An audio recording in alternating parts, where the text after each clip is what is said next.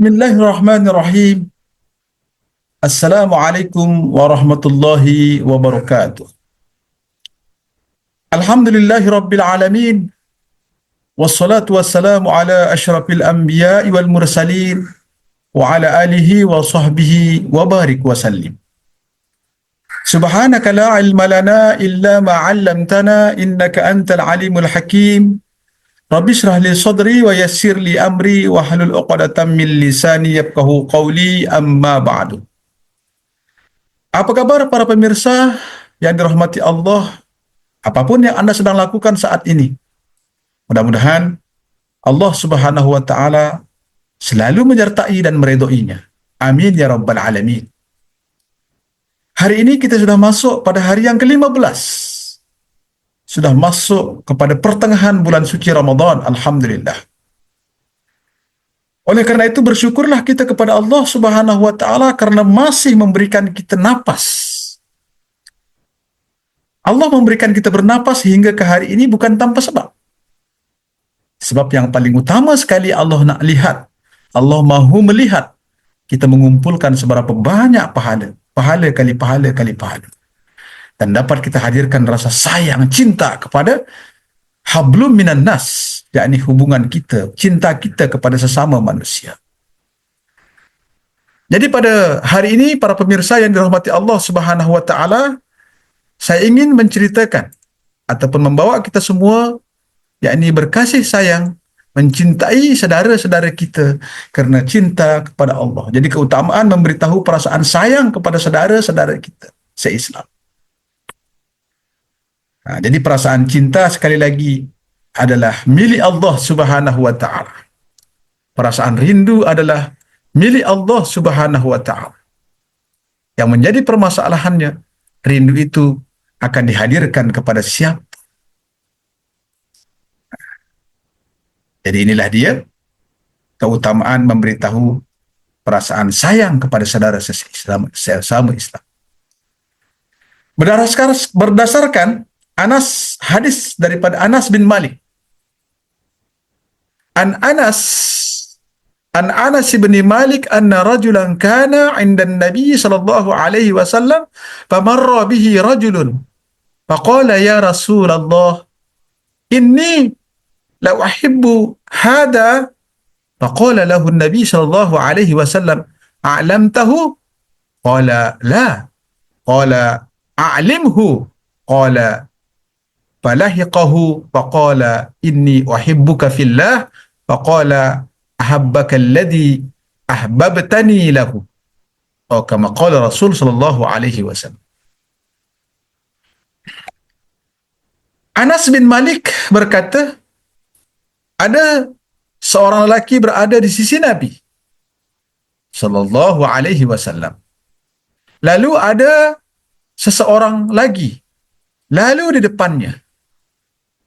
Maknanya ada tiga lah. Nabi beserta sahabat ini, kemudian ada lagi sahabat yang lalu di hadapan mereka. Lelaki itu kemudian berkata, wahai Rasulullah, sesungguhnya aku mencintai orang ini. Maksudnya orang yang lalu di depan dia ni. Nabi SAW lalu bersabda kepadanya, apakah kamu telah memberitahunya? Dia menjawab, belum ya Rasulullah. Baginda bersabda, beritahulah dia. Anas berkata, lelaki itu kemudian mengikutinya dan berkata, sesungguhnya aku mencintaimu kerana Allah.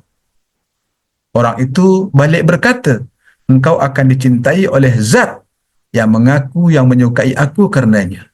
Hadis riwayat Imam Abu Dawud dan An-Nasai dan Ahmad. Para pemirsa yang dirahmati Allah Subhanahu wa taala, demikianlah rasa sayang cinta kepada saudara kita itu adalah sunnah bila kita ingin memberitahunya. Bisikkan kepadanya, aku mencintaimu kerana Allah. Bisikkan kepadanya, aku menyayangimu kerana Allah. Bisikkan juga kepadanya, aku benci kerana Allah.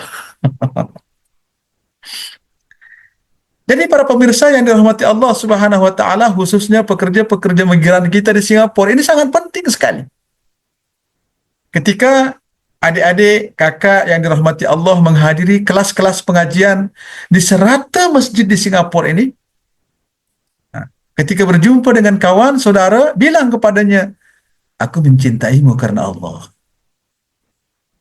Pasti dia bertanya, kenapa engkau mencintaiku karena Allah? Karena saling mencintai karena Allah itu adalah sunnah Rasulullah Sallallahu Alaihi Wasallam berdasarkan hadis ini. Ceritakan di hadis tersebut. Para pemirsa yang dirahmati Allah Subhanahu wa taala, tentu hadis ini mengajar kita untuk mengungkapkan kasih sayang kepada saudara seislam karena Allah. Itu satu. Yang kedua, amalan ini dapat mengeratkan hubungan ukhuwah persaudaraan sesama muslim. Yang ketiga, arti sayang seseorang karena Allah adalah menyayanginya karena kebaikan agama dan keimanannya, dalam menjaga perintah Allah Subhanahu wa taala serta larangannya.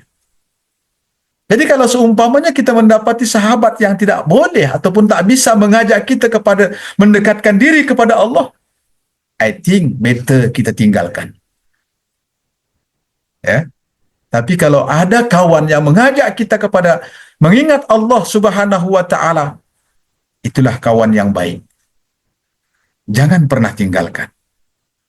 Walau apapun, ya, apabila terdapat potensi menimbulkan fitnah, harus berhati-hati dan berusaha, ya, dan bersesuaian dalam menyampaikan perkara tersebut, terutamanya kepada individu berlainan jantina. Saya rasa perdengarkan dulu dia tazkirah ataupun kultum kuliah 7 menit ini kepada saudara kita. Kemudian tanya dengan dia, semalam kamu sudah dengar belum tazkirah Ustaz Musa itu? Kalau sudah, sini, peluk saya. Kemudian bisikkan di telinganya, aku mencintaimu karena Allah Subhanahu wa taala. Kenapa demikian? Supaya dia tidak salah faham. Sebab kadang-kadang walaupun niat kita baik, tapi dia tidak tahu apa yang kita mau sampaikan, boleh jadi menimbulkan fitnah. Jadi kita beritahukan dia terlebih dahulu. Subhanallah. Jadi disebutkan pada beberapa hadis juga, ganjaran menyayangi saudara seislam karena Allah adalah mendapat naungan di hari kiamat, merasakan kemanisan iman, dan berkumpul bersama orang yang disayangi di surga. Subhanallah. Jadi motonya para pemirsa yang dirahmati Allah Subhanahu wa taala, nyatakanlah kasih sayang, lihat ukhuwah, dan ganjaran Allah bertambah. Cantik. Sekali lagi, mari kita rapatkan ukhuwah kita. Jadikan kesalahan sebagai sempadan. Jangan lihat satu kesalahan menghapuskan berjuta kebaikan sahabat-sahabat kita. Mana ada manusia yang tidak pernah bersalah? Mana ada manusia yang tidak pernah lupa? Semua anak Adam ini adalah berdosa. Walau Nabi sekalipun, tapi Nabi dia spesial. Ya, sudah diampunkan dosanya oleh Allah Subhanahu wa taala. Kullu bani Adam khata'. Semua anak Adam ini adalah bersalah. Wa khairul khata'in at-tawwabun. Sebaik-baik orang yang bersalah adalah yang bertaubat kepada Allah. Marilah di hampir penghujung bulan suci Ramadan ini, perbanyakkanlah istighfar kepada Allah Subhanahu wa taala. Astaghfirullahal azim. Astaghfirullahal azim. Astaghfirullahal azim. Barikillahumma lana fi syahri Ramadan. Barikillahumma lana fi syahri Ramadan.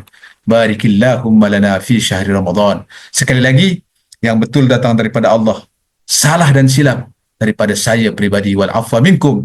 Wallahul muwafiq wal hadi ila sabili rasyad. Assalamualaikum warahmatullahi wabarakatuh.